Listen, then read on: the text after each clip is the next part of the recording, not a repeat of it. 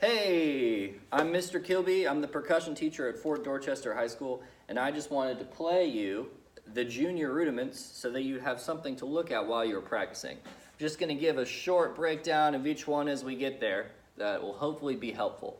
So before we even start, all of your rudiments need to be played at an 84 tempo minimum. Quarter note equals 84 is actually pretty slow, and you may find that some of the rudiments are harder because you have to control them so much at that slow tempo. So I would encourage you to, after you learn them and you know what pattern you're supposed to play, if you want to move them a little bit faster just so it's more comfortable in your hands, then there are two advantages. One, your quality of sound might be a little bit better. And two, you have to play your rudiments on a time limit, and that will allow you to have more time to double back and hit a rudiment that you may have missed if you're still under that 1 minute mark, right? So first let's start with the 5-stroke roll, which is going to be alternating.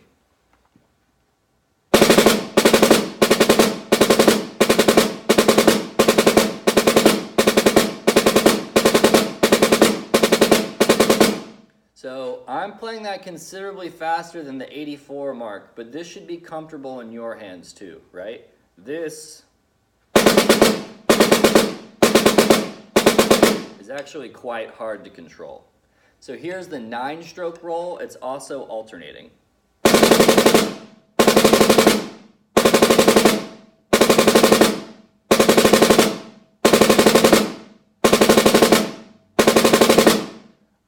So next we have the single paradiddle, right?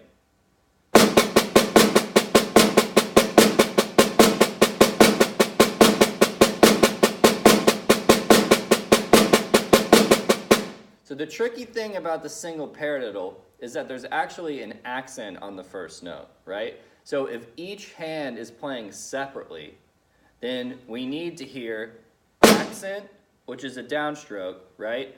And then 2 taps that are together and 1 that floats on his own, like this.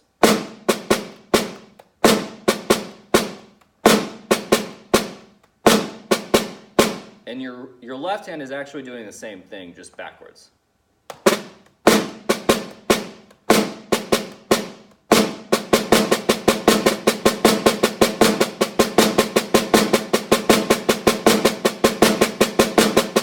Right?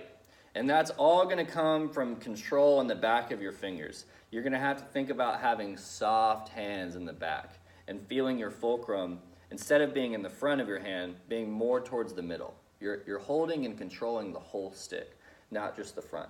So the next rudiment you have to play is a flam. And the key to playing the flam is starting that grace note low and just dropping.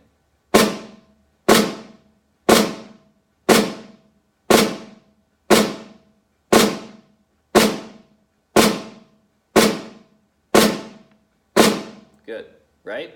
So one thing that you want to avoid is having flams where the grace note and the primary note happen at the same time on accident. So what I've heard, judging similar auditions to this, is this.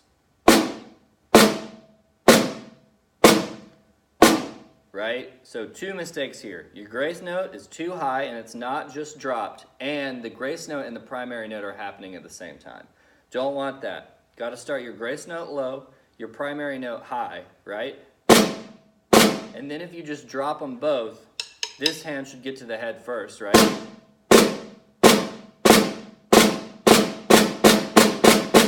And give you a natural sounding grace note. Great. So the next rudiment is another one that's difficult to play very slowly. It's the flam tap, right? And the flam tap normally has the same problems, right? There's a tendency to pop the flams at the same time and keep those grace notes. You got to remember to keep them down because they're going to be too high. So really slow flam taps are.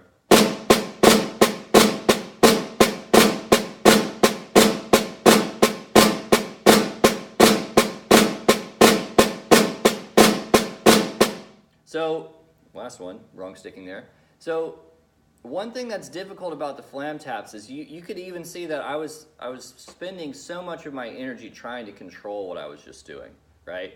I encourage my older students to kind of burn through them at first because there's a natural flow at about this tempo.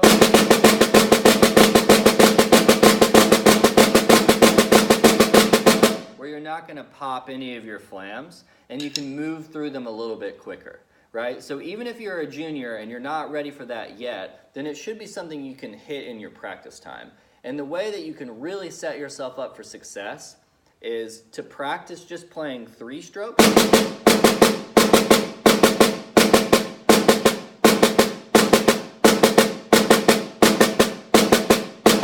Maintaining finger contact to the stick the whole time, right? And a little checkpoint for that is, if you lift your sticks up and do this, then your fingers should be touching the back of the stick the whole time. So no space like this, gross.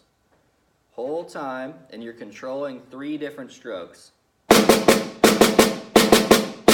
So notice how the hinge of my elbow is moving, and then I'm supporting that motion with my fingers making contact with the stick, again, the whole time.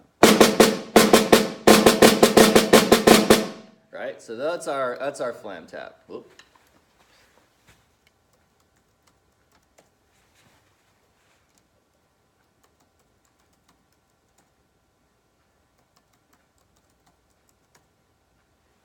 Cool. So we have 2 more. Flam accent, which is alternating, right? And this is a tricky one. There's a number of tricks that we can use to get through the flam accent, but it sounds like this.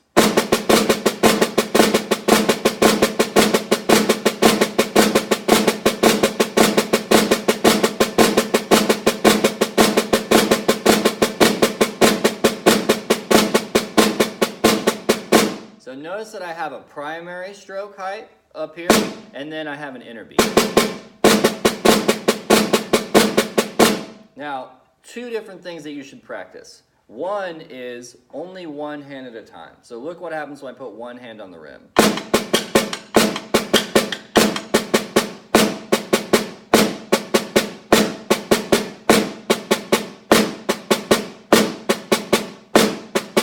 So that's something that you should work on your own to practice controlling that initial downstroke and then playing 3 subsequent taps as a whole separate thing.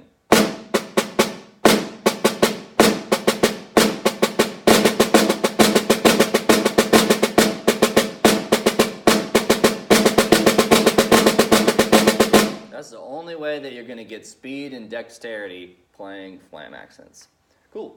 And the last one is lesson 25, which does not alternate, right? It's just a drag and then the rhythm 1E and.